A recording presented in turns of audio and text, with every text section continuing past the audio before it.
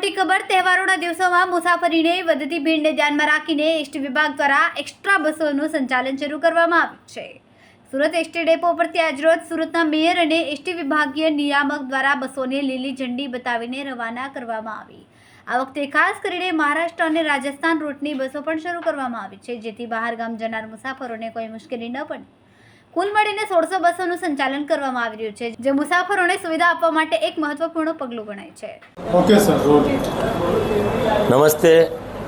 આજે આ વિસ્તારના લોકપ્રિય ધારાસભ્ય કાંતિભાઈ બલર અને હું આજે 5 જેટલી નવી બસો, એક રાજસ્થાનની અને 4 વિવિધ શહેરની ગુજરાતની, સુરતથી સિયાણા, સુરતથી સંતરામપુર, સુરતથી પાંચોર, સુરતથી વિજાપુર, એમ 5 બસ પણ આદરણીય મુખ્યમંત્રી શ્રીના નેતૃત્વમાં અને રાજ્યના મંત્રી હર્ષભાઈ સંઘવીના નેતૃત્વમાં ગયા વર્ષે પણ સારું આયોજન થયું હતું, કારણ કે સુરત એ મિની ગુજરાત છે।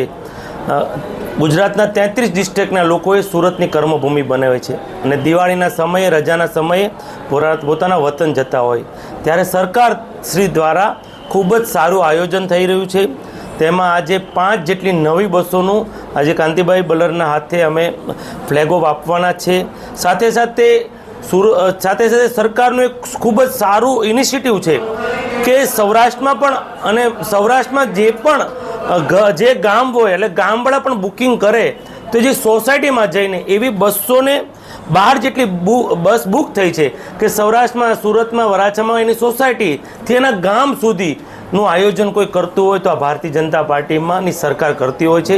અને આ વર્ષે પણ 1600 જેટલી બસનું આયોજન કર્યું છે અને આદરણીય હર્ષભાઈ સંઘવીએ તો કીધું છે કે હજુ વધુ બસ મૂકવી પડે તો સરકાર તરફથી અમારી તૈયારી છે।